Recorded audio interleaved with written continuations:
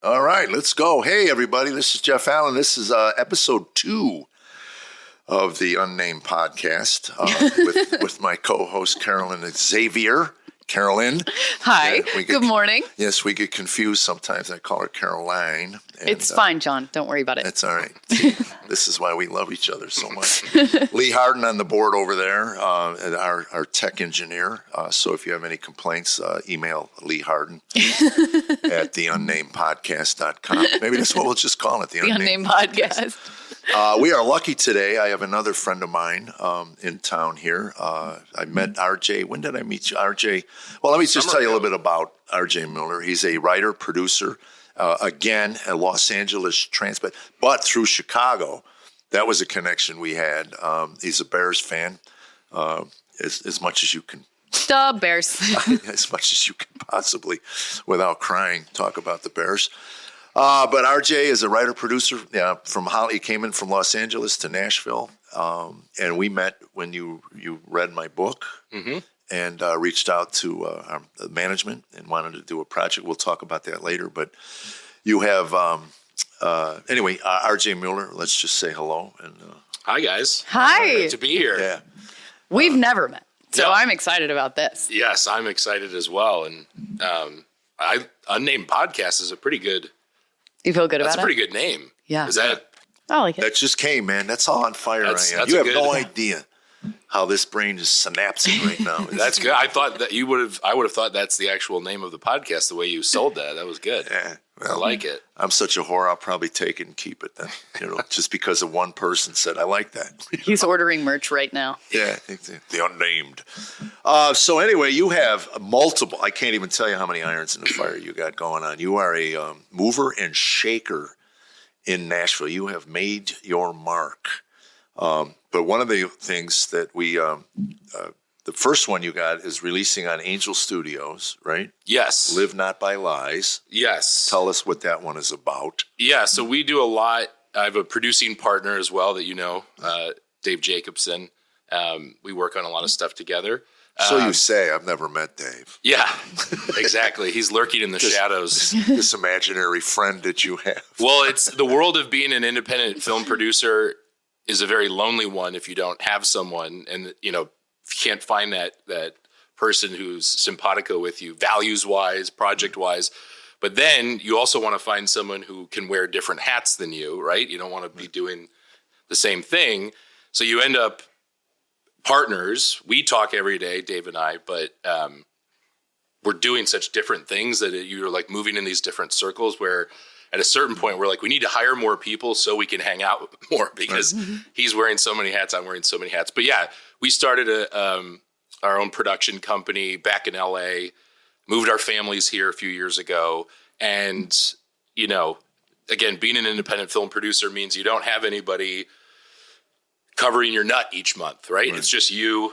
And as our friend Adam Carolla would say, you build your own pirate ship and you go sailing on the high seas. And that's one of the many hats is the fundraising hat. Yeah, so you're raising money, you're reading scripts. We do scripted and unscripted. You're writing scripts.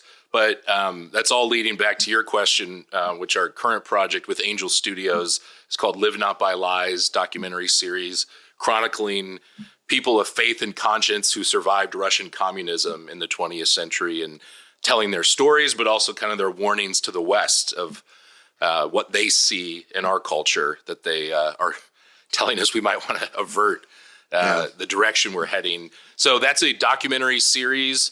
Angel Studios is a fun partner on that because that's, as you can tell by the premise of the project, Netflix isn't banging down our door to get that thing made. Right. But so it's like anything else. There's in chaos, there's opportunities, there's challenges. And the chaos right now is the entertainment industry, film, traditional film and TV is crumbling in front of our very eyes for a lot of reasons. And we don't have to dissect that. But they're spending way too much money recklessly, and they're making stuff that a lot of people don't want to watch. Right. So that's why and 80% of them are on P. Diddy's tape. Yes, a lot of them are on lists. Studios are waiting for that moral hammer to drop. A lot of them are on various lists that they're hoping never emerge, Epstein and otherwise.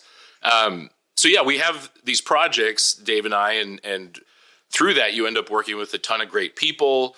You got to know agents, managers, money folks to invest in it. You need everybody from the, catering to director of photography. You got to know everybody. And that's why, as Jeff says, we do have a lot of irons in the fire. You're constantly building this, pushing that boulder up a hill, pushing that boulder up a hill. But how we met really was through Angel Studios, because we're doing this documentary series that Dave and I are producing. A friend of ours named Isaiah Smallman is directing it. He's tremendous. You should go check it out, angel.com. You can, find out more about it there. But we met because, and you if you want to share some of that, of how it happened, but on our end, we had seen your stuff on the Dry Bar Comedy. Folks at Angel Studios had let us know that you're local here, that there was a book out, and we got connected to Lenny, your manager, and kind of things went from there. So we wear a lot of different hats, but it's also like have enough energy and I'm too ADD. I couldn't do one thing at a time. It's fun to have a bunch of different things, and it is fun to push those boulders up hills. Carollynn, are you beginning to see a pattern with our guests, the ADD connection? Yeah. All of us. All of us. Yeah. And I'm sure it's all like, my wife, like many, has gotten deep into the RFK Jr., the foods we're eating, our health, and the ADD's probably from all the Doritos I ate as a kid or something, Cool What is Ranch. that, Red Dye 430? Exactly. I was eating Twizzlers like the other day. This is how it's affecting us. I mean, I love Twizzlers. That's my go-to. I just go in and go, I'm starving. Oh, Twizzlers, And I go, gee, I wonder what, and I had heard about Red Dye. Yeah. So I look on the packets right there, big letters, Red Dye 430. I went, oh my God, I'm killing no wonder I can't think. I can't remember a thing. Yeah. And then you have, we have 4 young daughters that, you go to the store now and you're looking at ingredients for the first time, at least in my life. And it's in everything. And I'm probably because our government would never let them poison us. No, never. Not Not here. Not knowing. I live in the middle of nowhere, and we live in like a food desert, middle Tennessee, but middle of nowhere Tennessee. And I was like, oh, we're out of mayonnaise and we're not going to Costco for a while. So I go to the little store and I couldn't find real mayonnaise anywhere. Like, it all had soybean oil in it. And I was like, oh no, this is how it happens. Change is coming. Yeah. So I just Change is on the horizon, though, if RFK gets through. Well, anyway, I wanted to talk to you about, with Live Not by Lies. Yes. The genesis of the idea, the seed, where does that start? The conversation with you and Dave. Yeah. Let's do this. And then how long were you in Russia? Yeah. After we got out of the gulag, we decided to. So the genesis, without boring you with all the details, I grew up loving history. My dad, I think every male, ironically, except me, in like multiple generations, studied history in college. I studied economics and journalism is what led me into film, and that's a whole other story. But for this one, I love history. I love Russian history. I don't know where that ever came from. Probably watching Red Dawn too many times in the 80s. But I also then got into, in college, Russian literature, Dostoevsky, the great novels. Oh, yeah. And so Russian, it was for, if you're of a certain age, right? Russia is this looming thing. I remember I had older cousins who would tell me that their high school, gym teachers would, be doing push-ups and climbing ropes, and they'd say, we're doing this so the Russians don't beat us. We got to beat the Russians in the 80s. So all of that's just baked into my brain. And now you fast forward a few decades. It was during COVID. We were still living in Orange County, California at the time. And this book, Live Not by Lies, by Rod Dreher, who's a Christian journalist, everyone was like, you got to read this book. He wrote it before COVID, before all this kind of madness, societal upheaval, but it reads as if he predicted a lot of this stuff. And of course he didn't. He just went back to where totalitarian governments existed in recent memory.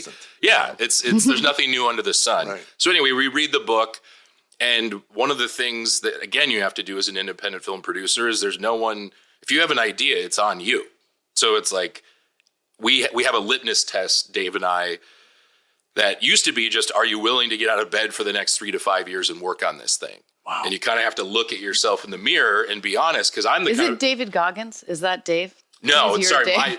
I wish. He probably wishes too. We all wish we looked like Look David myself Goggins. in the mirror. But no, it is that sort of thing of, Yeah. because we are, my Dave, we love Joe Rogan, Goggins, Jocko Willink, all those guys. So you have to hold yourself accountable and go, even when we read your book, it's like, all right, if we don't really believe in this, we're not going to take it because we want to do it justice.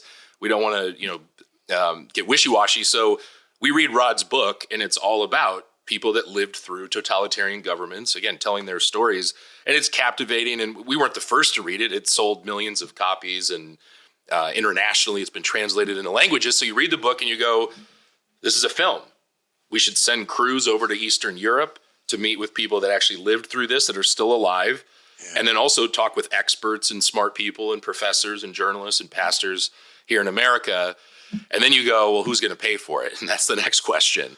It always is, isn't it? And so we shopped it around, and I won't throw anybody under the bus, but we shopped it to any conservative media outlet you've ever heard of. We shopped it to, and they all said, I don't know, it's communism, and that's who's going to watch this?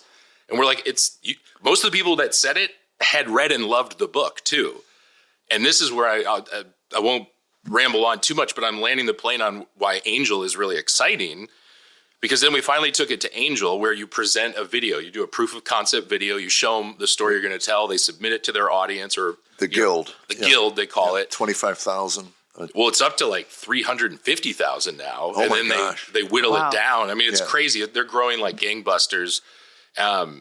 And you should have Jordan Harmon on sometime to this podcast. I'm hoping, when he comes to Nashville, I'm definitely going to reach out. Get into all of it with him, and he can do it justice more than me. But we submitted this video, and at the time, I'm sure it's changed now, but it was the highest rated video that has ever been submitted to Angel Studios, proving that we're brilliant, of course, that we know. but it was just, this was about a year and a half ago, and we're like, this is the moment we're in, where people are feeling this sort of cultural pressure to...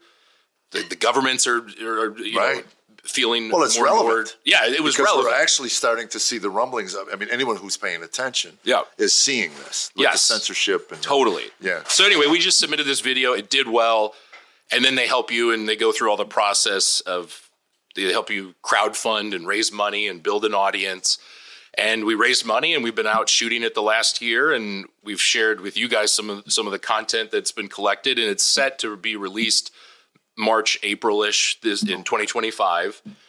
But yeah, it all starts with with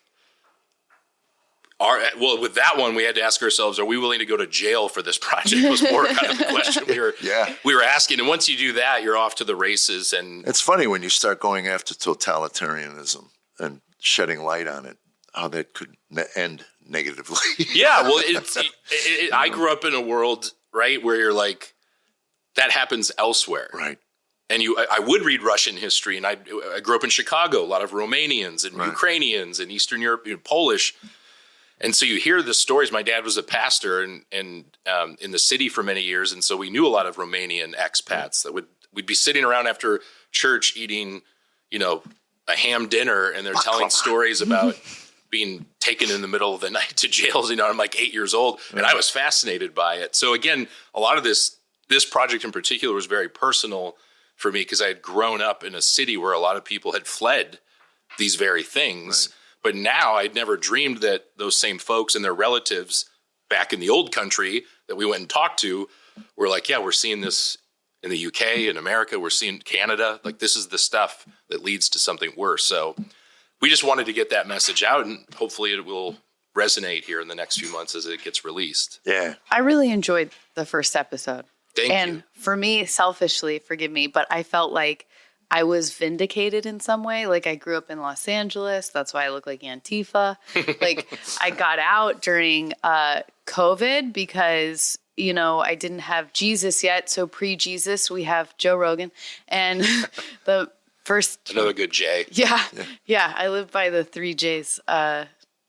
Jesus, Joe Rogan, Jordan Peterson and There you go. occasionally Jocko. There you go. That's formidable. Yeah, you got to go through what would Jesus do? What would Joe Rogan do? But he was like, oh, you need to get out. And I grew up in Los Angeles. I was like a vegetarian. I was a diehard liberal. And I never thought that anything, I lived in, like, people would say the California bubble. I didn't realize that that was a real thing. And so I leave and I start seeing all these things and I start saying to my family, like, I think these vaccines are kind of weird. I think the lockdowns are kind of weird. Like, I don't really understand these things, but I'm still very much like indoctrinated in what I grew up with. And I'm like, how come this is making me feel uncomfortable? And then they're angry at me. And then all of a sudden it was, you're not vaccinated. You can't come home and visit for holidays or whatever. And so in watching that, at the time, I didn't have, during the time of COVID, I didn't have any concept of Russian, like the Bolsheviks or any of that. But I've since converted to Eastern Orthodoxy. So now I have like a little bit of a better understanding. Our director of our film also has converted to Orthodox. Oh, that's beautiful. Yeah. I love that. Yeah. So in watching it, it was like, oh, these little teeny tiny tidbits have been coming out. These little teeny tiny, we're not going to control you. Like, we're not going to come in and take everybody with the secret police, but we're just going to slightly control you and slightly control you. And if I'm rambling, stop me. No, it's not at amazing. When I had moved to the South and I became a Christian, and we can cut this if this is too gnarly, but I'd become a Christian for the first time, and God has a beautiful way of humbling people. I had got on TikTok as a new Christian, and I was going to profess my testimony everywhere, but I had no idea what I was talking about. I'd been, I was still wet from the baptism. You know what I mean? Yeah. Yeah, and I was, I had started, not Eastern Orthodox, that was later on, but I was still a comedian first, and I had made a joke on TikTok about the vaccines. And when I had made that joke, I made a joke about shaving my head and that it was going to really trend in 2021 because of the camps, the unvaccinated camps. I thought it was hilarious. I was the only one. I think one of the last Holocaust survivors on the planet, somebody sent him the video. And then he put out calling for my head. And then 29 million people had seen and shared the video. Wow. They shared my phone number. They shared my address. I pulled my son out of public school. I was scared to leave my house. Wow. Holy cow. It was gnarly. And the church I was going to, they didn't kick me out, but I had willingly left them because they were being so bombarded with how could you let this anti-Semitical, racist, psycho Republican into your church.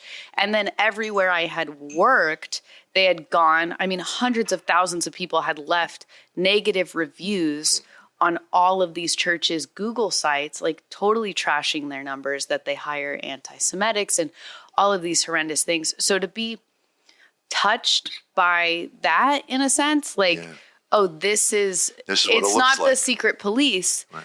But it's the social media police, and this is how they're going to silence you, and this is how you can't have an opinion. And whether you think it was a funny joke or not a funny joke, or I wasn't really considering other people's thoughts or people that were still alive that had gone to the gulags. And what's so funny is I was reading the Gulag Archipelago at the time, which is what gave me the idea for the joke, because I was hearing what was going on in Australia with the vaccines at the time. Yeah. So all of that went through my comedy brain, and maybe garbage came out. But at the time, I think it was funny. I would laugh. I did too. I did too. And it's funny because you're coming off of the Gulag. That's Solzhenitsyn, right? Yeah. Solzhenitsyn, yeah. I think I read 3/4 of it. Yeah, which is about 800 pages. So way to go for you. Well, and the title "Live Not by Lies" is from a Solzhenitsyn speech that he gave before he was kicked out of Russia, where they finally were sick of him and just like, get this dissident loudmouth out of here.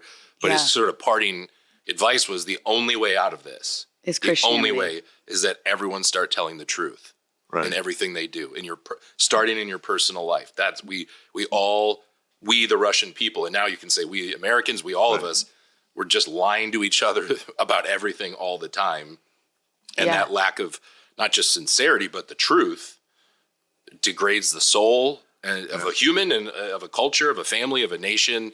So that, Solzhenitsyn he's the OG. He's the guy that really saw this, that inspired many, not like Jordan Peterson and others that grew up reading him, to do something. And Rod Dreher also, who wrote our book, he went and spent time with these people. So he did a lot of the groundwork. We went, filmed, sat, in Romania and Budapest and, Bratislava, all these towns, Oh, wow. All these cities, and sat with those folks, and then talked to people here that went through things like that, right? And in the UK, there was a woman who was praying outside of an abortion clinic. Yeah, not even out loud.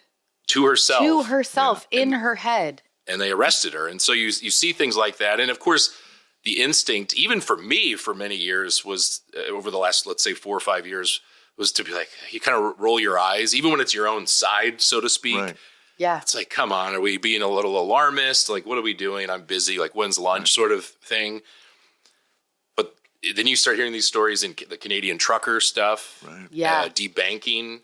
I won't go into too many details, but my company has experienced debanking issues and involving working on certain projects and stuff. Now, again, we're not big enough to warrant a news story out of it, but we've seen it firsthand of people here in the United States who they don't like who you're supporting or a project you're working on or who you've donated to. So all that stuff is real. And that's Rod's point, was first and foremost, we need to start telling ourselves and each other the truth. But also, it's not all going to happen exactly like it did in Russia or anywhere. Every culture is different. And that's the big thing that as we talk to people from even those different, we're Americans. So you're like, it's Europe. It's something over there, right? Yeah. And then you start talking to them and you're like, oh, they're all unique countries with their own cultures and experiences, and how each of them, the Czech Republic, all of them experienced communism differently even. Right. And it all had the totalitarian instinct. It all had they'd always go after the church first, right? It was always Christians that were, so there's similarities, but each one responded differently and in different kinds. And the Soviets would work with the local communists to go, all right, we need to know how your people operate, and we'll turn the screws in the certain ways. And so that was Rod's point with the book too, is it's not going to happen the same way here. Right. And so if you just brush it off of like, oh, it's alarmist that you think tanks are rolling, martial law and tanks down the street. Yeah, it doesn't go from total freedom to tanks down the street. Right. It's just not like there's this invasion one day and all of a sudden you don't have any freedom. Yeah. It's just these little things by little. And we're handing it over to them. But it really wasn't until COVID for me that I noticed how many Americans were that easily bought into turning on their people, on their fellow citizens. That's what, it's one thing the government does what the government does. But to get this citizenry to turn in, to actually say it, I think it was the governor of Minnesota that set up a hotline where you turn in your neighbors. Tim Walz. Oh, that's right. Yeah. Yeah. Anyway,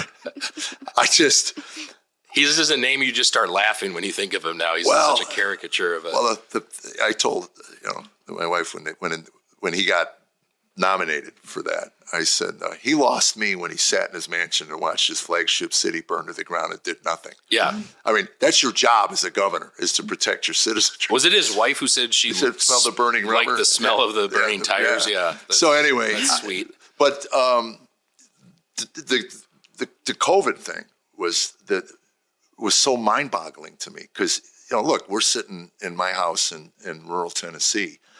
My grandkids visited me every day when they wanted to. We didn't mask up. We never did. None of it. So the world existed, a completely different world existed outside of ours. It would have been easy for me to just go, well, that's, again, alarmist. Yep. Oh, that's just happening over there. But then even in Nashville, you know this. You were living here, right? We got here in 21, so we experienced some of LA. You experienced Davidson County. The governor of Tennessee said, "I'll leave it up to the mayors to determine the rules." So Davidson, Nashville, had much stricter rules than Williamson County, where we live. Mm-hmm. And again, I was an outside observer, and then as someone who performs, I was home for 5 months. Couldn't work. And when you get out into the world, it was almost like a war where there was just these fragments of still, Chicago was still, restricted and masked up. And you're like, didn't you get the memo? Well, that's a bit. So but they can't do it without the citizenry. They can't do it without turning the people against each other.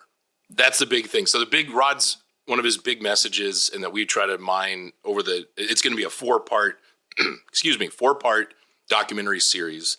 We're very likely going to cut down about a 90-minute version to put in theaters. We're talking about that. There's a lot of, again, with Angel Studios, they're so entrepreneurial and think outside of the box. And they're like, well, this is great. We should do this. So it's not, I always say, like, working in traditional Hollywood for many years, you were hoping that someone didn't have like a bad sandwich for lunch. If you had a meeting in the afternoon, you're just hoping, or they're not in a fight with their wife or husband that day. Right. There's all those personalities that get in the way of creativity.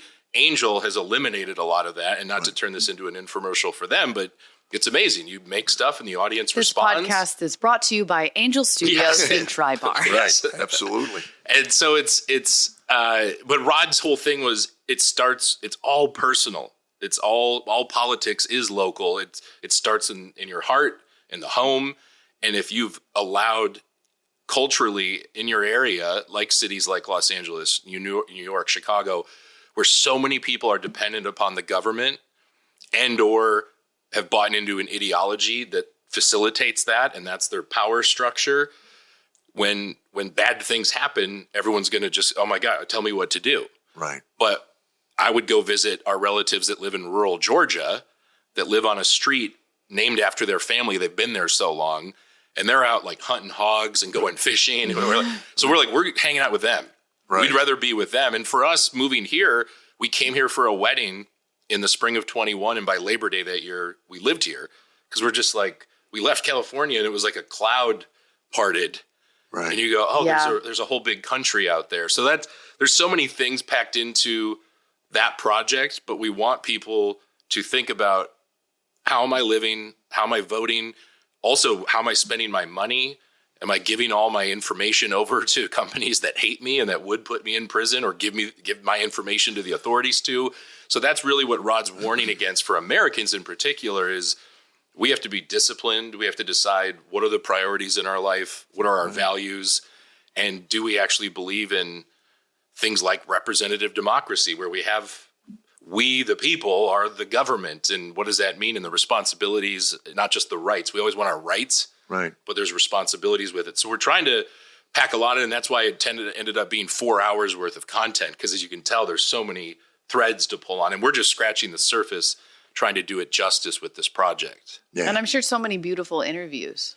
And those are like amazing time capsules. Was there one interview in particular that just really hit your heart? Like, I'm never going to forget this moment of this project. Yeah, there's a lot. And the crew, our team, our director and the team did most of the traveling, and I helped more, again, wearing different hats, where I was simultaneously running the other project that we can talk to about, our military whistleblower doc, that was happening concurrently. So we're all over America, we're all over Eastern Europe. But the biggest, her name's Camilla, and from in Eastern Europe, and I won't give away too many of the details, and all of that is as the project's still being worked on. But the big thing is, she's just a mom. She was a mom. She taught locally. Her husband was an intellectual and worked at the university. But her stories are all about just like gathering people and feeding them and reading novels together. She said the biggest thing that kept her family and her friends sane was reading things like Lord of the Rings and watching American Westerns, of all things. Oh, I love Westerns. And just feeling like, hey, there's John Wayne and Gary Cooper, and there's these people, there's these heroes that are willing to fall on their sword to do the right thing. So it was stories that kept her kids, their circle of friends. They were heroic. There was so much going on. There was so much at stake, people being taken in the middle of the night. Well, you said a lot of this is about hanging on to your faith as well. Yes. So, and they were able to, but they had to be quiet about it. Totally quiet. They had underground newspapers where they would get, Bible study curriculum out, but they had printing presses, and our team went down into some of these houses where there's secret hidden chambers, and one guy would have one piece of the component to build the printing press and the other so that no one could be caught with all of it, and if they needed Oh, to replace. wow. So just all the ingenuity that came out of it. And the other thing I will just say, as a son of a pastor, I've grown up in the church my whole life, to see people resisting their government, not just grabbing grenades and throwing them at their neighbors or shoot, it wasn't just thoughtfully going, I'm not going to do that. Right. And it reminds you of people like Daniel in the Old Testament, right? Who just said, no, I'm not going to do that. Right. You can throw me in the lion's den. Like I don't want to be thrown in, right. But if that's my choice is disobeying God, I think there's a lot of Christians. I was told I'm such a loudmouth and also someone that has gallows humor, let's say, when it comes to things. I get in trouble all the time for saying that my brothers and I don't invite us to a funeral because we are the worst and we say things that are so inappropriate, but it's our way of, processing all of it. But like this idea that, and I will name names, there were pastors like the late Tim Keller and John Piper who wrote articles saying, basically, you're a bad Christian if you don't get vaccinated, and trying to make all these sorts of cases, and that this is how we show love is by adhering to this secular government that doesn't, you know what I mean? So I really was inspiring to see Christians thoughtfully and not violently, or, it's not about that, but just go, no, that's not for me, and come do your worst. But also, I'm going to hide from you too. I'm going to try to be sneaky, and because I want to get Bibles out. So I'm going to sneak. Our church does a lot of work of smuggling Bibles into places like Pakistan. Yeah. I love that sort of thing, especially, we're always told to just obey, and yes, obey God and listen to your parents and those things. But when an evil government or someone who's got the wrong ideas that are making you do something that are against your faith, right. That's really what stood out to me as making this project. Isn't that why they go after the church, though? Because you're not married to the state. Your allegiance is to a higher calling, the divine. And that's a very deep bond that's hard to break. So the state needs to break that initially. And they'll turn the kids against the parents. So they go after the young minds first. Absolutely. Yeah, okay. So that's really, it's been an amazing project. And I'm not bitter that all those companies passed on it, because it ended up being where it should be. Right. And now it's in God's hands. We're working our butts off. We're going to release it. And that's, again, it's like doing new comedy or anything else. You work really hard, and then you're like, at some point, it's not mine anymore. I'm handing it over to the people. Right. God can do what he wants with it. So this spring, that'll be that moment. And between now and then, you just keep tinkering. Well, the Unnamed podcast will send it out to our 7 listeners. Yes. And, we will. I can't wait to get that email. Yeah. I'm one of the 7 now. You are out. So anyway, thanks for asking about it. But it is a new adventure every single time getting to work on any sort of project, including yours. And we can talk about that process. But Live Not by Lies, it is special. The moment we're in, the opportunity, the travel, the amazing work our director and our team's done, we do feel like this one's special. So, we'll see. It sparked a question that I'm still wrestling with. It's been 24 hours since I watched it. Do I have something in my nose? Am I safe? Oh, no, sorry. Okay, I'm safe. Good. Something I really am struggling with since I watched it is how it's like all of the suffering and pain can be utilized to glorify God. So in just my own experience, and I think it's an experience of a lot of people because of COVID, because of their distrust in the government, because of starting to question things that they knew deep down inside them, it sparked like a resurgence in Christianity, especially for millennials, especially in the Orthodox Church is bursting right now. But in watching it, and they talk about, what was it? Tsar Nicholas II, I believe, was the Tsar during the Bolsheviks. Yeah. And a beautiful story is his sister-in-law. So Alexandra's sister, Elizabeth, who we call Saint Elizabeth. That's neither here nor there, and I don't want to offend anyone. But Saint Elizabeth, the new martyr, she was a Grand Duchess. She was married to, forgive me for not remembering, but I want to say the Lord of Russia, who, anyways, at their wedding, Elizabeth and the Lord of Russia, I can't think of his name right now. That's where Nicholas and Alexandra met, the future czar. Well, Elizabeth's husband was an Orthodox Christian. She was the Grand Duchess. I think she was Anglican. And he was blown up before the Bolsheviks took over, but just when the rebellion had started, blown up his carriage in the snow by a terrorist attack of the time. And he was, scattered in the snow, and she gets out and she's just kind of collecting the pieces of him. And she goes to the prison where they were holding the man that they found that had done the terrorist attack. And she begged for him not to be executed, and she would bring him like prayers every day, and she would pray for him and tell him that she forgave him, and just like the power of that. And then after he was gone, she had set up, she lived in like a palace. She was a Grand Duchess. She'd set up her one room in the palace as like a nun's cell, and had slowly start to sell all of her goods and all of her goods and all of her goods. And then she'd built, I believe, the first orphanage and monastic nun hospital in Russia. I could be getting some of the details wrong. But anyways, long story short, when the Bolsheviks came, they, of course, killed her brother-in-law and the Tsar and their children. And her and St. Barbara were thrown into a pit, and they threw a grenade on top of them. And she survived the initial explosion, and they heard her singing hymns until the moment she was gone. And that is the church that I happen to go to, is St. Elizabeth's. And so it's like this weird thing where how your film connected, this was the suffering of the time that was so deep, and it was so painful and such a struggle for all of those people. And just the little bit of totalitarian that we had touched in the United States thus far brought me to Christianity.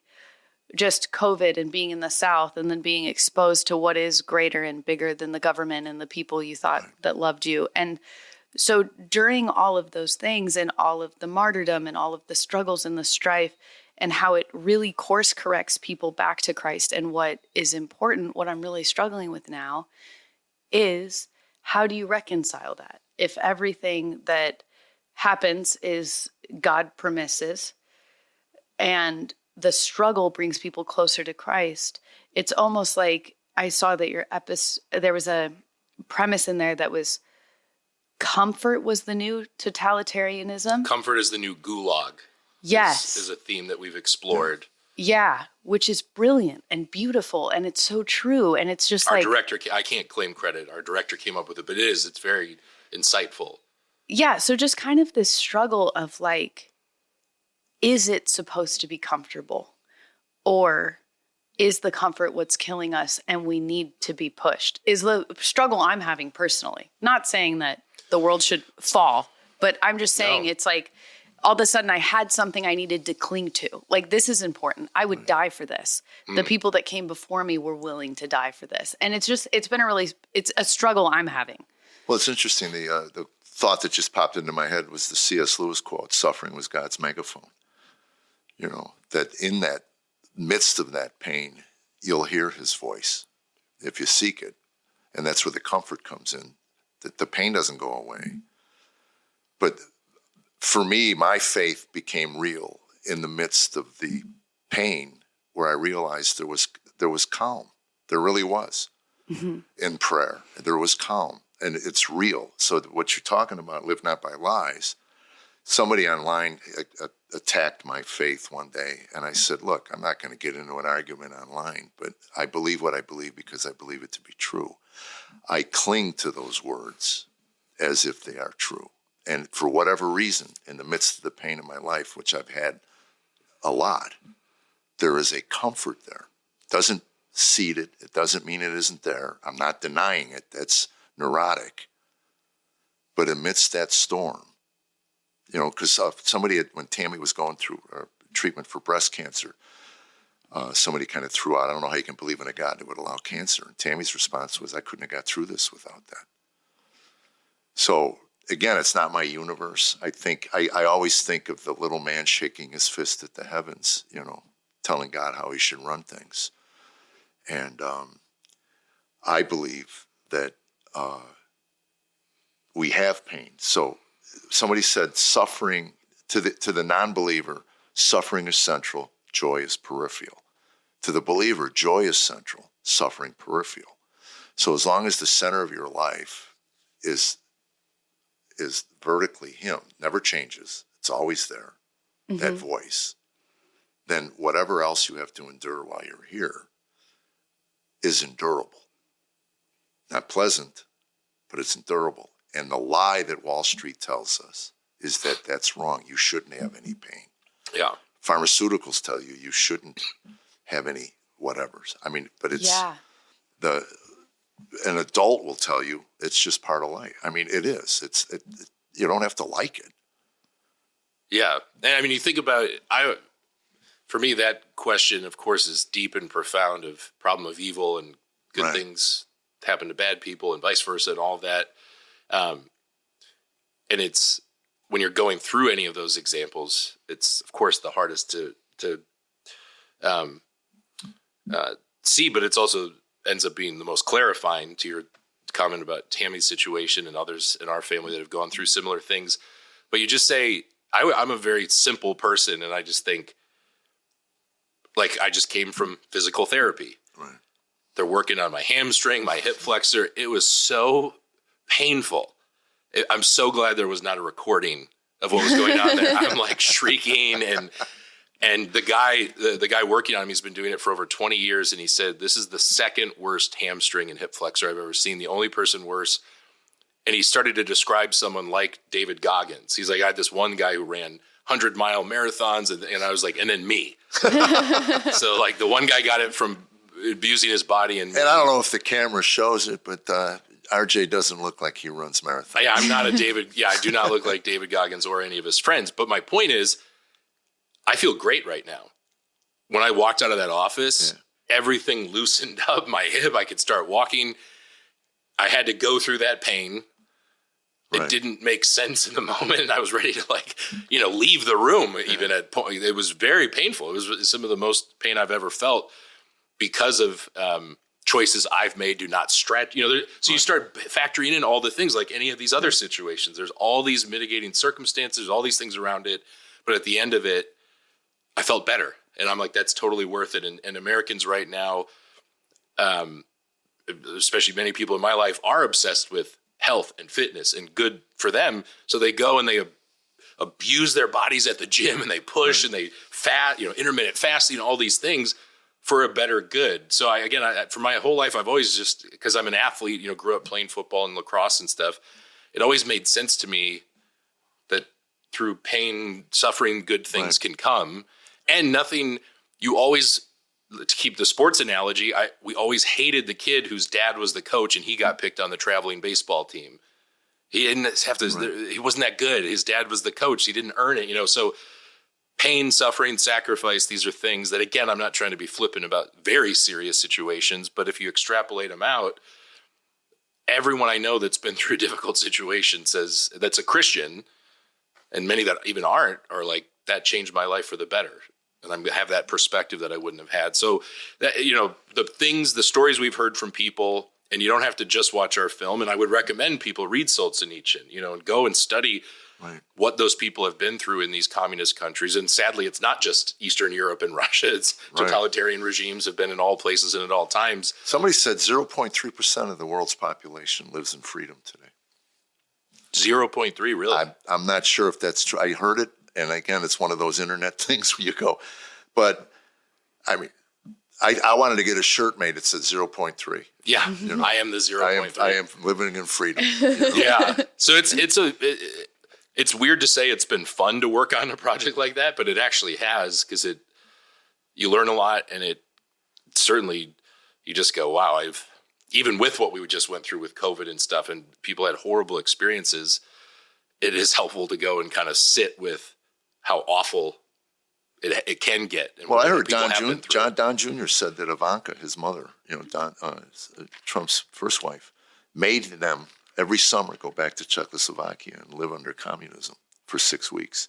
So they stood in line for the bread. They stood in line for the toilet paper. Really? Yeah. And it certainly explains. And she reminded them over and over and over again, you be grateful for what you have. This is not normal. Yeah, and she could only have that perspective. Right. Well, she by came having out gone of it. through Her it mother to- didn't. Her Yeah. mother didn't get out. She got out. And so it's powerful. That's what we want to give. Is Yeah. Can we give someone an experience to make them think a little bit, to want to go study, to talk to someone, to think about it differently. So That's great. So now we gotta get on to the military. I'll just very briefly share about that. That one is going to be out in the next few months as well. But so again, you're out pounding the pavement, you're reading articles, listening to podcasts, talking with friends, trying to find projects that, again, you're willing to go to jail for or work for 5 years on, mostly for free as well, which is my wife's favorite part. But my brother was in the military. My grandpa was a World War II bomber hero pilot.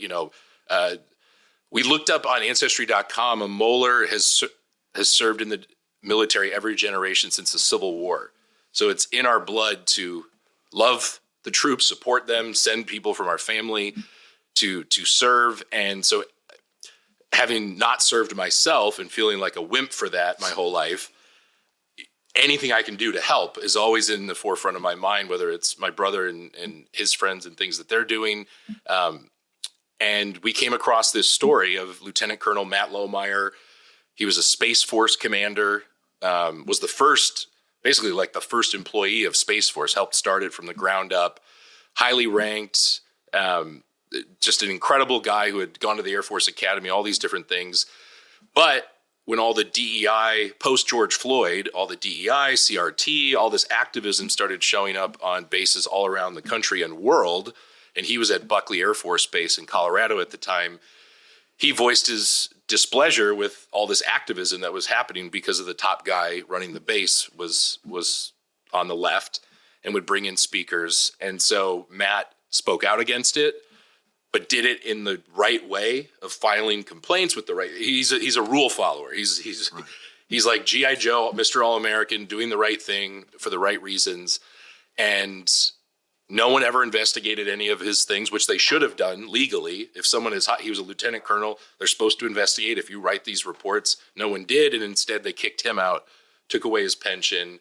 And the guy who had been running the base basically helped accuse Matt of, you're being political, you're being partisan, you're some right-wing extremist.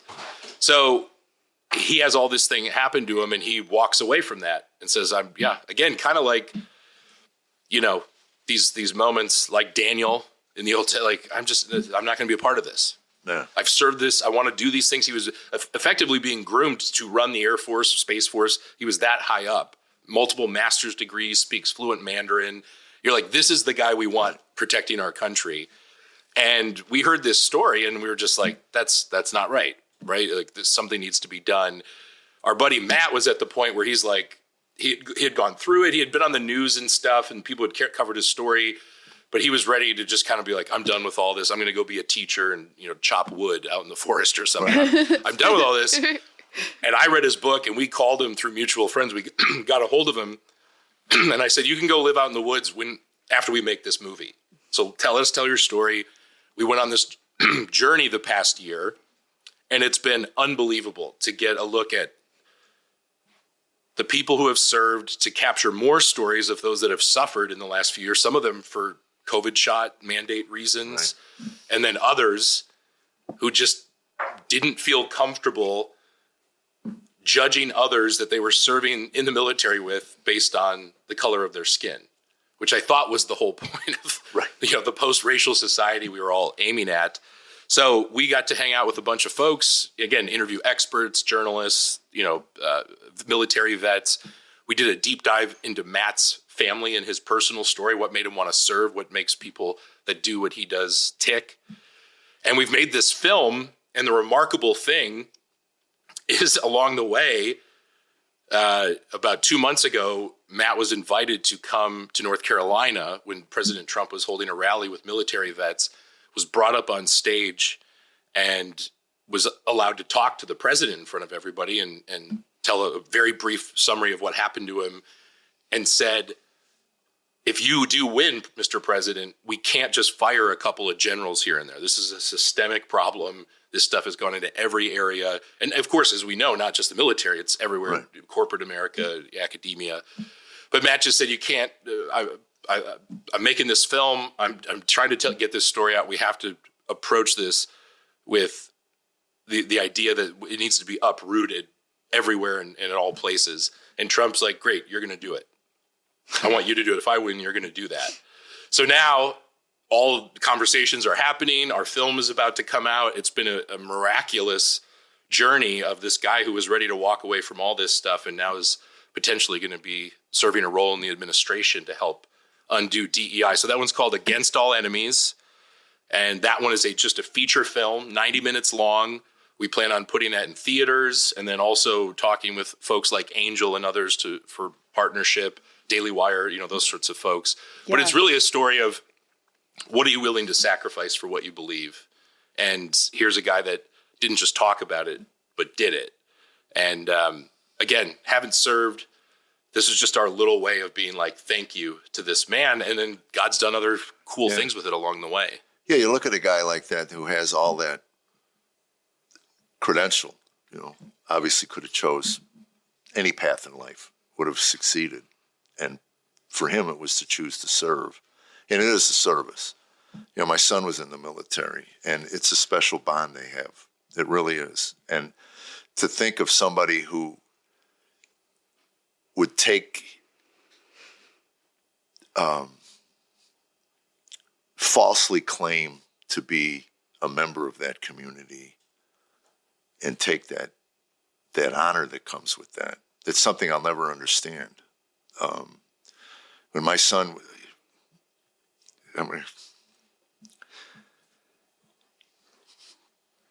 when he came home from Iraq, and he wanted to get out. Iraq knocked it out of him. It was just a bunch of myriad of things that came together. He was messed up with, and you dealt with this with your ex, with PTSD and TBI, but he was so brokenhearted because he wasn't going to re-up and go to Afghanistan with his guys. His term was coming up. They were throwing money at him. They were begging him to stay. And he said, "Dad, am I a coward?"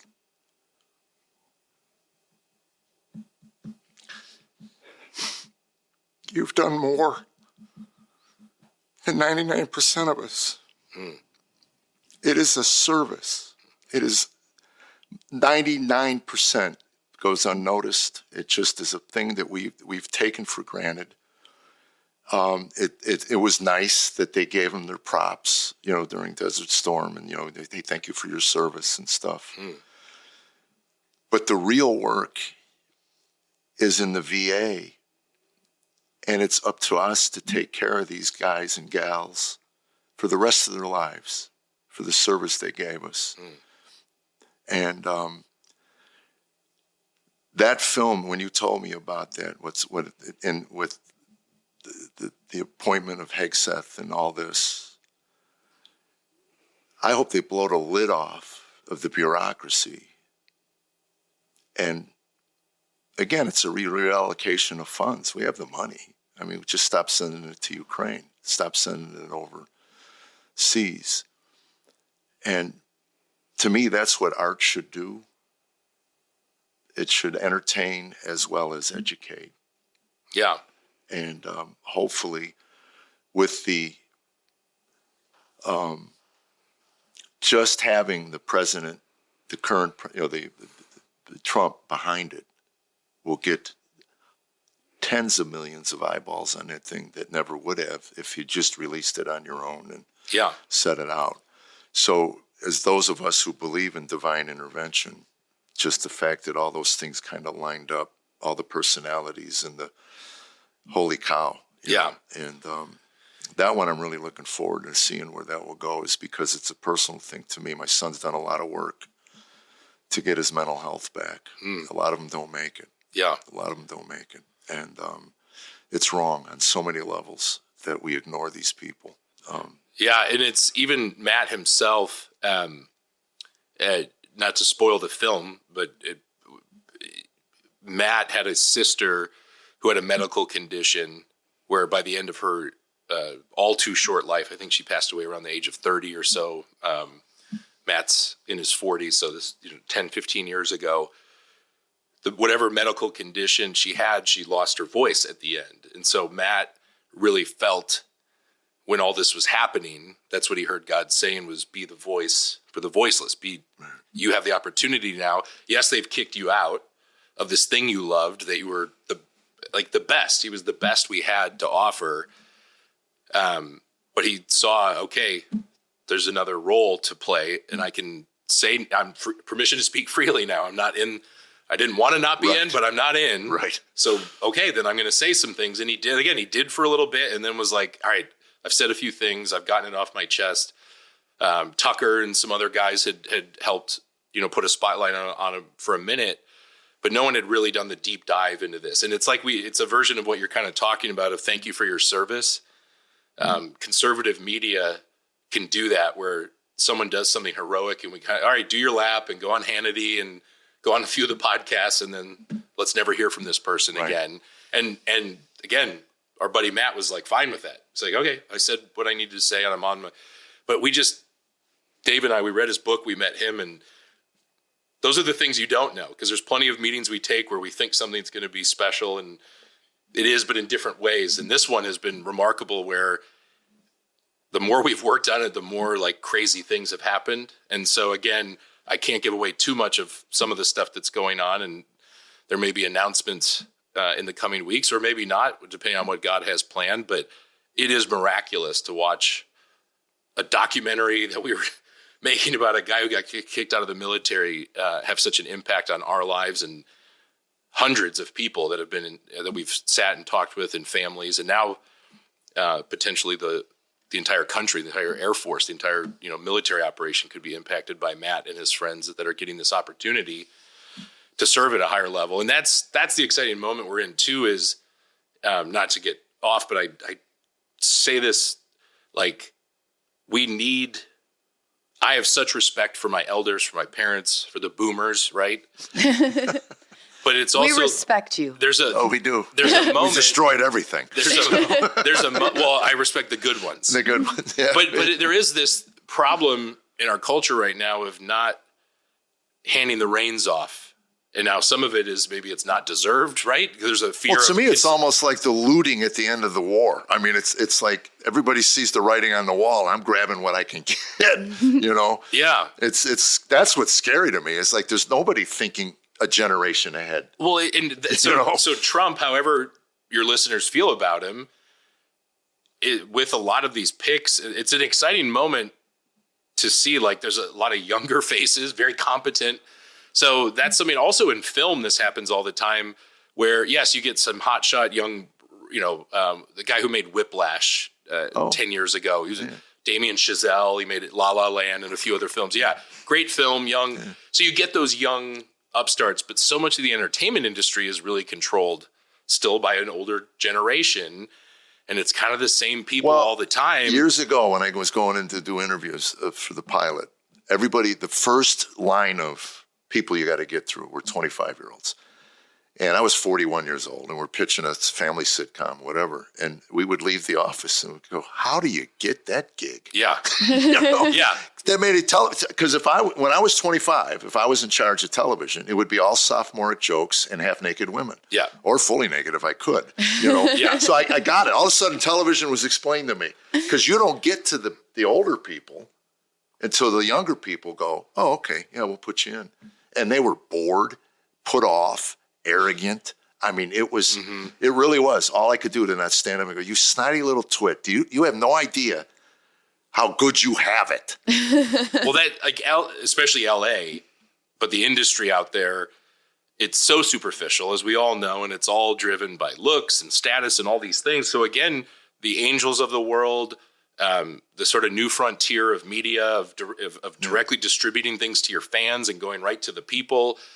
It's exciting because you no longer have to be told, oh, you're too inexperienced, or you're too old, or you look a certain way. If you can reach fans, there's work to be done. There's money to be made. There's ways to get it out. So that's how we feel. Again, another Against All Enemies. Hulu's not putting that film out, right?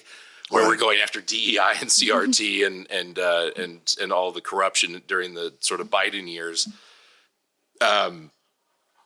So like for us as independent film producers, screenwriters, and again, even with your project that we've been working on, I just love the moment we're in, that there's a lot of challenges the nation's facing. There's exciting things, but in terms of storytelling, I don't think I'm so bullish on what the future holds of opening up for comedians and the things that you can do, the audiences you can reach, the tickets you can sell, the parts of the country. It's kind of like, you learn in university who your real friends are.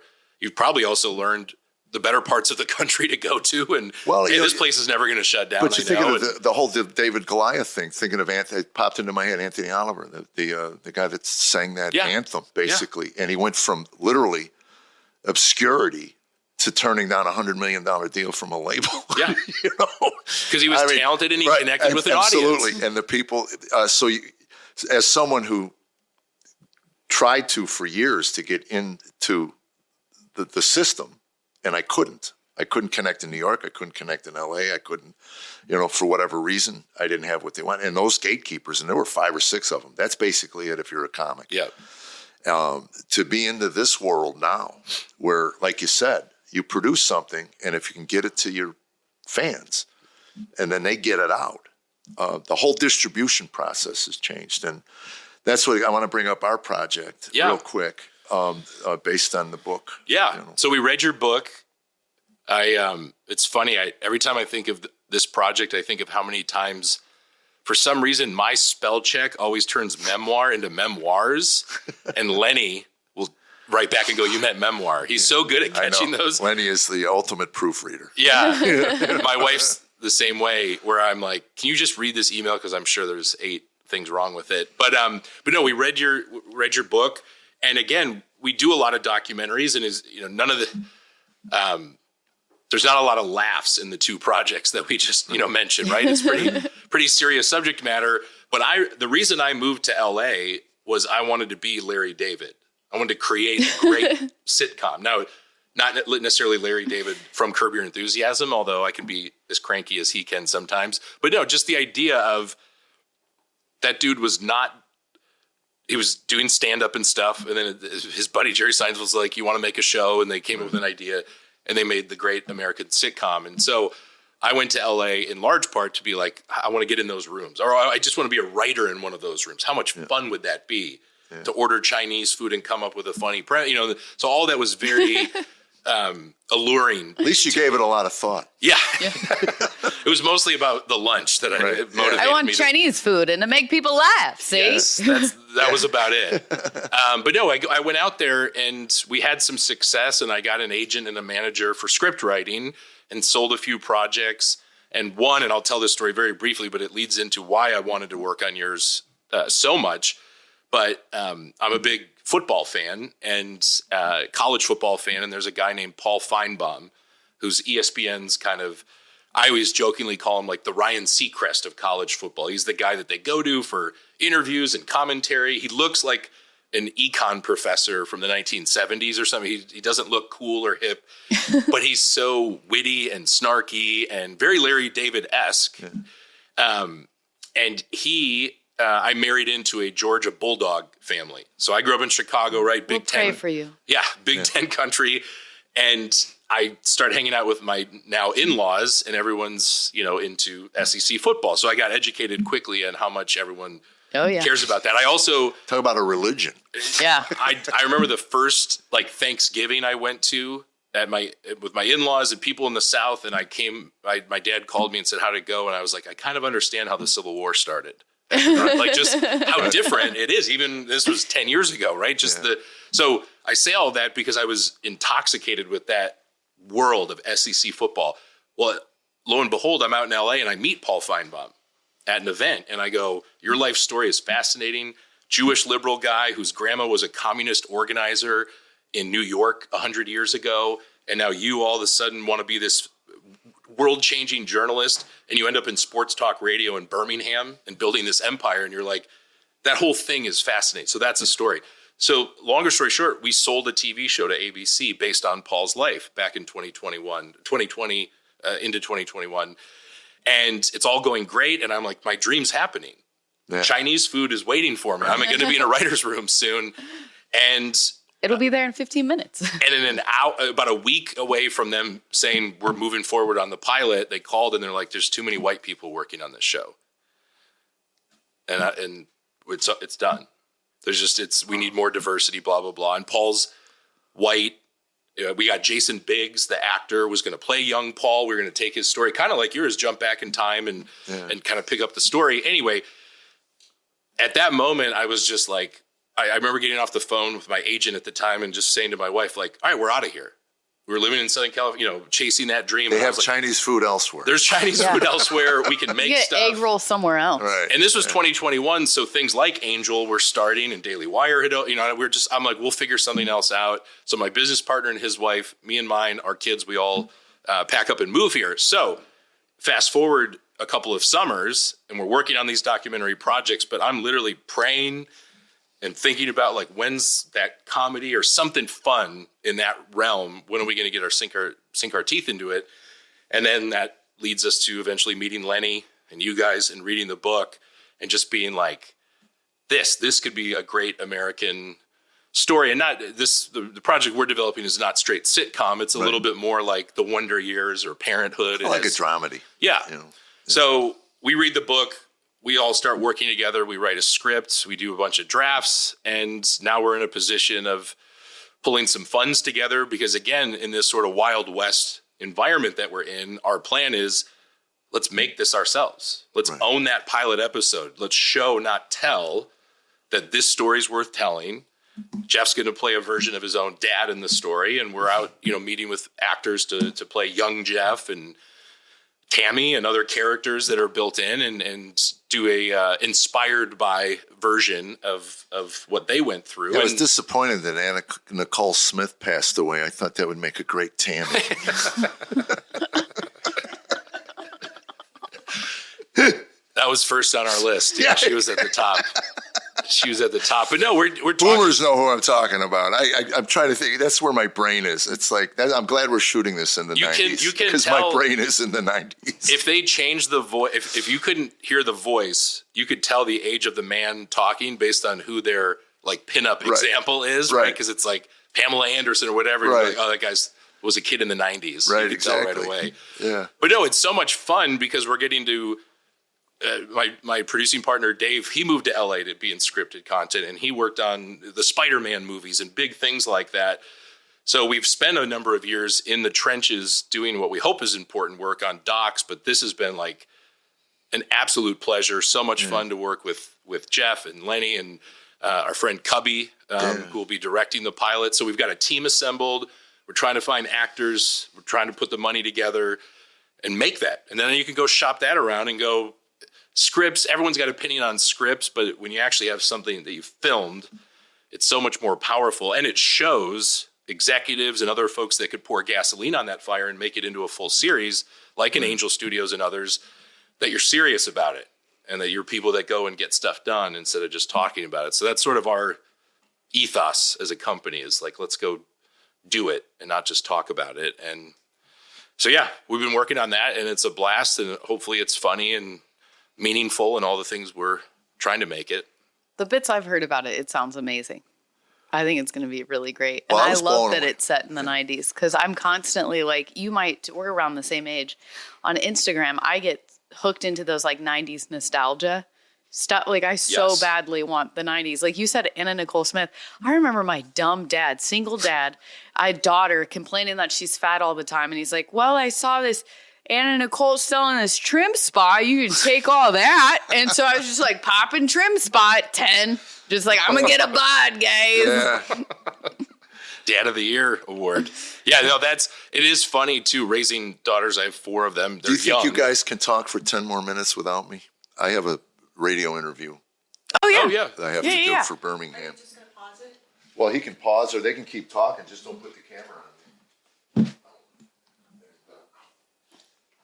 Anyway, I'm hoping it's just 10 minutes. Yeah. Hi, my name's Carollynn. Hi, Hi. RJ Moeller. Nice to meet Nice you. to meet you too. Yeah. Just having daughters is those conversations I know are coming of, body image issues and all that stuff. So I'm going to have to, I'm already like with my sisters. What are their ages? The oldest one's only 8. Oh, okay. So the oldest one is the one that just got her ears pierced. Yes. So they're just getting into it, but no, it is like the story we're telling. Jeff's story, the script we're working on is taking it back to when their kids were young. We've changed the time period a little bit and made it late 90s, partially because all of us who were working on it were just old enough that we wouldn't have remembered much of like the late 80s. I'm about to be 35. How old are you? 41. 41. Yeah. Okay. So I thought you were like 35. So no. You look great. Oh, well, thank you. Tight hamstrings and all. You're looking good. My becoming an independent film producer is turned my beard a little bit whiter and grayer than I thought is quicker, but it makes me look distinguished, I've been told. So I'll go with that. But no, it's wanting to like capture a time period that hasn't been done much. Although I guess there's some new film called Y2K that's come out by Kyle Mooney from SNL, if you know who that comedian is. Anyway, so we wanted to move it into a time period where me and the other guys writing the script and working on the pilot, where we could really like capture that moment of the late 90s, early 2000s, Y2K, all that stuff. Okay, so take me back to how you got into filmmaking. You said Larry David, not like Curb Your Enthusiasm, but like the kind of the Seinfeld dream. So was Seinfeld the first? Did you just like family together, sat down, watch sitcoms together? Like when did you fall in love with? Yeah, yes, my dad, my whole family, we've just always loved film. So your dad was a pastor, and then how many kids? I'm the oldest of 6. Oldest of 6? Yes, 3 boys, 3 girls. Wow, Catholic? No, just kidding. No, but it was always Catholic or Mormon was the questions we got growing up. That's like an old Jim Gaffigan joke. 6 kids, Catholic. Yes. Yeah, Jim Gaff, that's right. And he's got 5, I think, 800. 5 or 6. He's got 800 kids, yeah. He's amazing. But I'd love to chat with him someday about all that. So no, we just came from a big family, loved movies, loved literature, read books, played sports, just had a kind of normal, whatever that means. And this was in Illinois? In the Chicago suburbs, yeah. We grew up there, but really film was always the thing. Movies, TV shows. And my dad, because he was a pastor, because we were Christian, we couldn't watch certain movies. There was restrictions. Were you allowed to watch Harry Potter? I've heard that's a scandal. So that was a little bit later than me. I think I was in college by the time that really became a thing.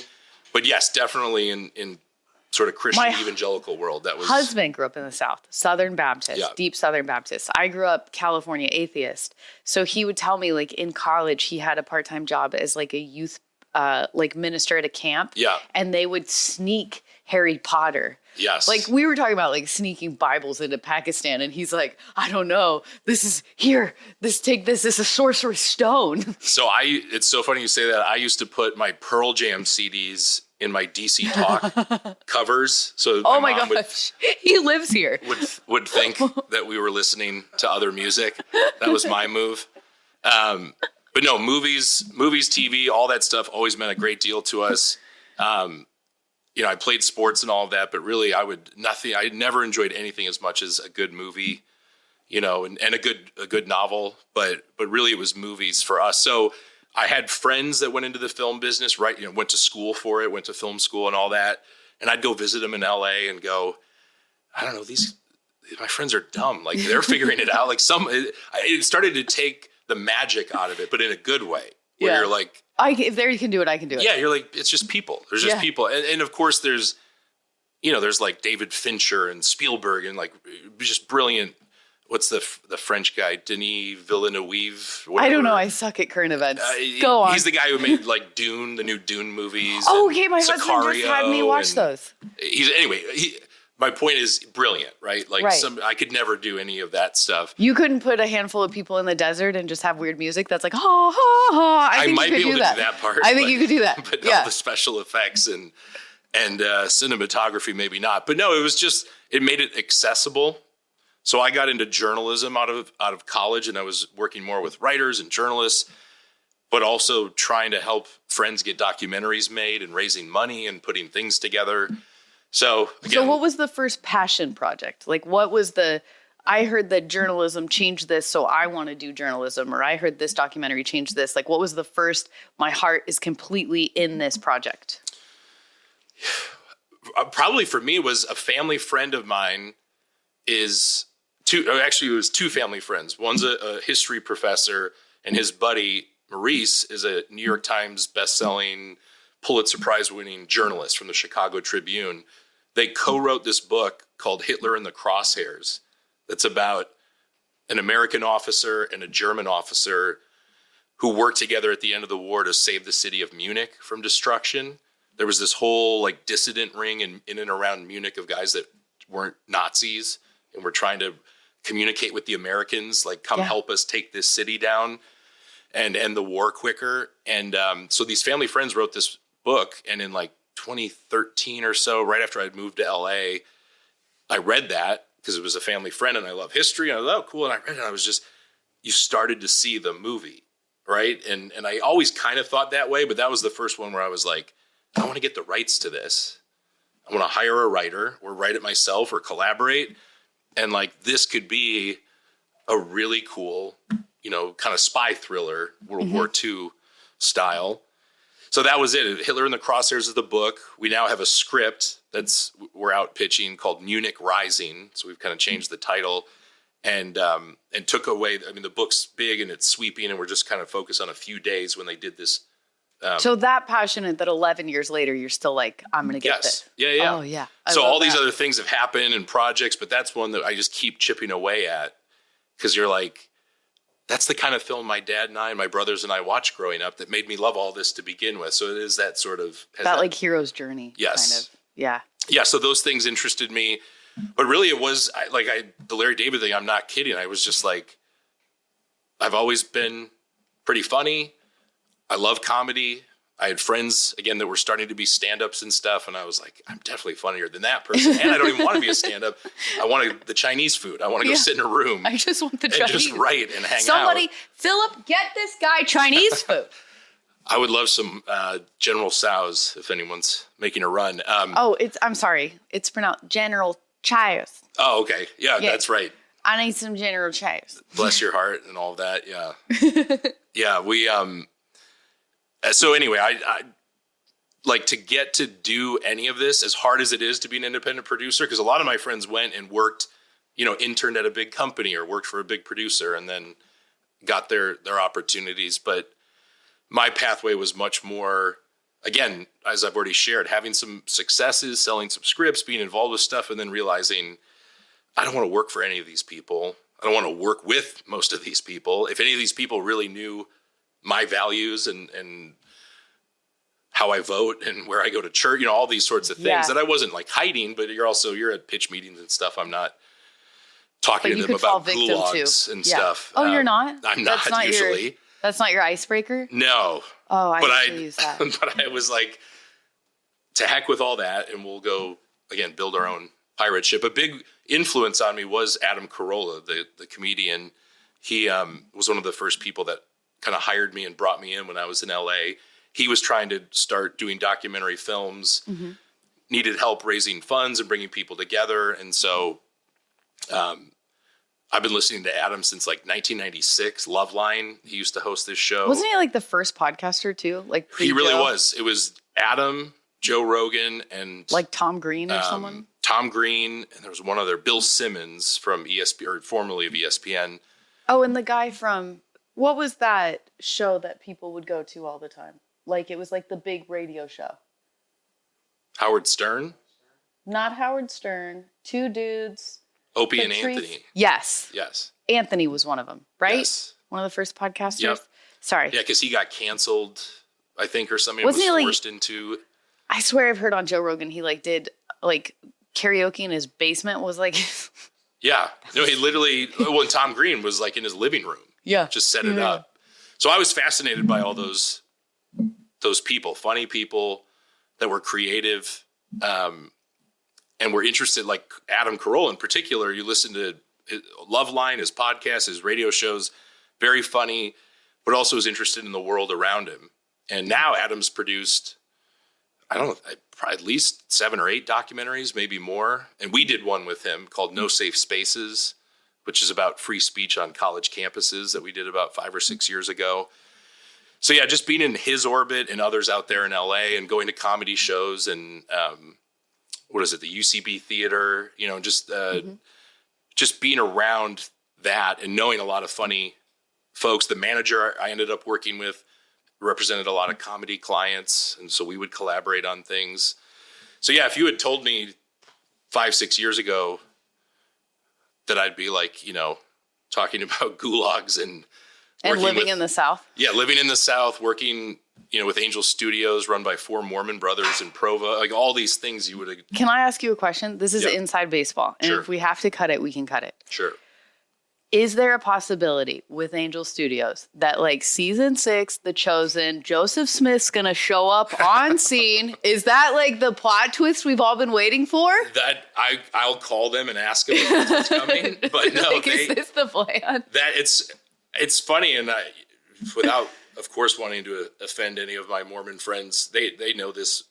Evangelicals, my dad was an evangelical pastor. There is all the tensions and what Is there? Yeah, just like we believe different things. So there's the theological tensions, but I guess what I'm referring to more is is there some secret? Is someone sneaking something secret into agenda? this? Yeah. Oh, okay. There's I always, didn't realize that was like something that was actually happening. And I didn't realize you were talking about tension between Mormons and evangelicals. I thought you were talking about tension around The Chosen. I was like, there's there is also that too. Really? Oh my gosh. I'm not really on social privy media. to all of that, so I don't want to speak to any of it because, they all ended up like suing each other, and the guys that created Angel Studios and the guys that created The Chosen. So I don't know. Oh, really? All that's going on. Oh, okay. So it's not actually funny. We're probably going to have to cut this. I'm sorry. No, it's all in the news. I mean, you can Google it and read articles about the lawsuits and stuff. But I always tell people I want to be successful enough that someone wants to sue me. Like that's the dream. That's the dream. Chinese food and to get sued. And to get sued because your show is so wildly popular that people hate you for it. People start fighting over, that's a dream. A piece of the pie.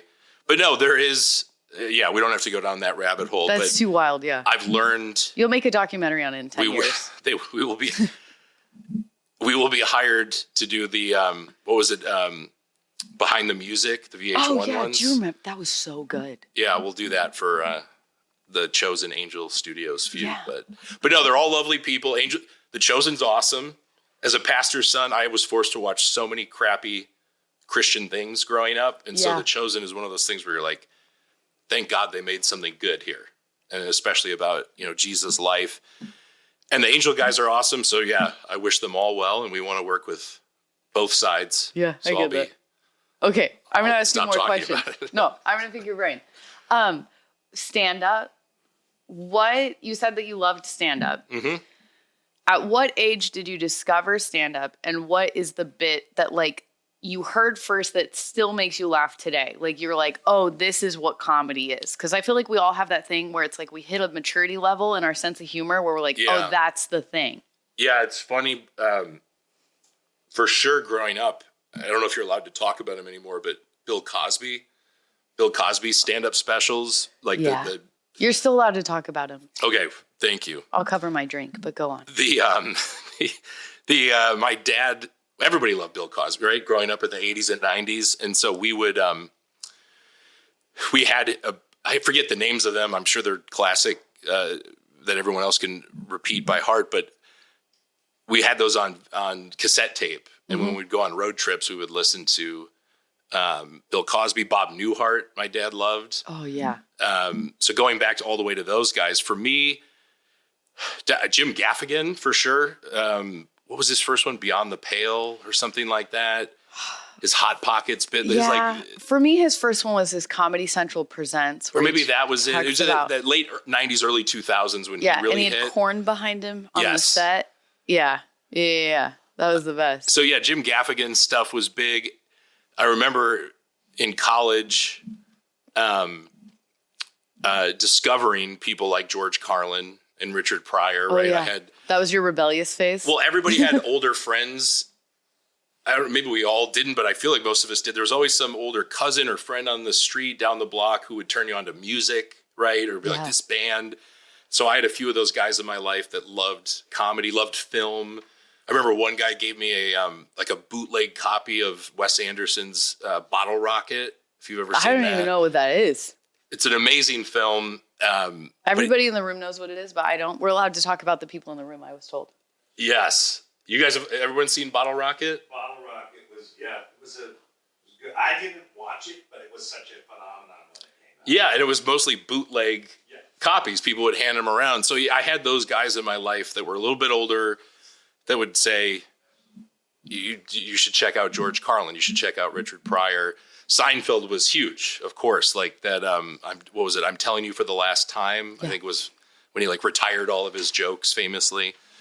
So yeah, those guys were huge. But it was also like, honestly, the two biggest comedic influences on me were besides Jeff Allen, were shows, and it was Curb Your Enthusiasm and Arrested Development. I was in college. I was starting to write for the school newspaper and like write sketches and stuff. And I was just so taken by both of those shows that as I understand it, Arrested Development wasn't really improv. It was very precisely written, but acted so well that it felt like it was. That's what good improv is. Yeah. It's scripted. Yeah, and that's, and Curb is like the quintessential, obviously, version of that. So yeah, my sensibilities have always been, and it's one of the reasons I connected with Jeff, is I like kind of cranky humor. I like somebody being like, what's going on like here? The Lewis Black kind of. Yeah, a little. Lewis Black, absolutely. Cranky? Well, whatever we call Larry David. When you make that face, you look like Jeff Dunham's Walter. Believe me, I've been told that all over. If Jeff Dunham ever does a live version of Walter, I'm in the lead. I'm in the lead. Like I don't know if that's a compliment or not, but I don't care if it pays the bills. Yeah, it's a compliment. Hey, we got to land this thing, but I got to tell you before we leave, the most important thing I save for the best, and that's you are a meat lover and griller. You send me meat porn pictures of your meat. We're talking about food, by the way. Food, by the way. Yeah. Food. Smoked cow and pork. And if I ever run for public office, that'll be the clip. Yes. He looks at other men's meat. Porn. You got a bod by barbecue, I heard from your shirt. All you Christians, this man loves other men's meat. So, anyway, but and the deep dish pizza from Chicago. Every time I do a Portillo's or a Giordano's, I send you the picture of the sign just to make you jealous. Yeah, and our friend Cubby was at Lou Malnati's Pizza the other night, making me jealous with a photo. No, food is a huge part. Coming from a big family, coming from the Midwest, we eat our feelings. I just recently discovered biscuits and carbs. I'm very excited about it. They're legal here. Yes. So, yeah. Well, so it's funny. Last thing I'll say about food. Go to LA. I start kind of weaseling my way into production meetings and helping friends and trying to get seats at tables just to be around writers and projects. I remember I was like 29 years old and I PA'd for a commercial with Pat Sajak on the Wheel of Fortune set. It's all like 19-year-old college kids and me. But I just wanted to be around it, right, when I got out there. And one thing I noticed is everyone talked about how they were on a diet, it's LA. Yeah. And how they just wouldn't, I don't eat donuts and all that. And I'd be like, that's BS. And so I started bringing donuts to like production meetings, to things. Oh my gosh, get behind me, Satan. They'd always be gone. But it would always start the same way where they'd be like, Moeller, what are you doing? And by the end of the meeting, I'd go check, and they were all empty. Yeah. And then people started going, "Hey, get blueberry next time," or like they'd start. I think we have rodents. Yeah, if you checked again, they'd be like in the bathroom in the toilet. Well, whatever they do is between them and their maker. But all I knew was people love food, and so I always someday if I'm rich and famous and people care enough to ask me to write a book, mine would be called ABD. Always bring donuts. And it would be a short book just encouraging young people, if you're going to do something, show up with something. Right. Show up with some pastry. Show up with an idea. Show up with a kind word. I was amazed. I'd get out to LA. When I got out to LA, everyone was so, of course, fake and whatever. But it was everyone was just like depressed. And like you'd go to these meetings and you're like, I don't think anybody even likes what they're doing here. And everyone just, I remember people would literally be like, I don't even watch movies. Well, We're that's at a because movie pitch meeting. They eat croutons, donut people are happy people. Yes. So Yeah, their joints hurt. Our and church they lost used a to. foot, Our church but- used to do it. This is what I love about the South. They'd raise money with dozens of Krispy Kremes. yeah, there you go. And you'd give them $5 for a dozen. And we got to the point where we would just give them the 5 and keep the because Yeah, please the don't dozen say- would be gone by the time we got home. Yeah. You know, In the parking with lot. 2 kids and 2 adults. It's giving me the shakes. I'm Yeah. like, we need some donuts. Yeah. Chinese food and donuts next time. Well, next time bring donuts. You didn't bring any this time. That is true. And we will talk to you again. Yes, thank you for having me. When the Are We There Yet project gets Stay out. tuned for that. Yeah, I'm excited about that. And by the way, if you know anybody that has some extra money lying around, we will be doing a fundraiser for the project. So, but anyway, thank you for tuning in. Hit the subscribe button wherever that is, up or down. We need you. We really do. We need you to share this if you liked what you saw. Share it, brag about it, talk about it. And if you didn't like what you saw, keep your yap shut. Nobody likes a whiner. And that would be whining at the highest level. So, or send it to people you don't like and just tell them how great it is. You know, 'cause, anyway, from Carollynn Xavier, say We need goodbye. donut money. Donut money. Give us that donut money. Yeah. And And God bless you. and RJ Moeller. Keep an eye out coming this spring. Some really good stuff, man. Thank you, RJ. So nice you. to meet you. God bless you. You too. Okay.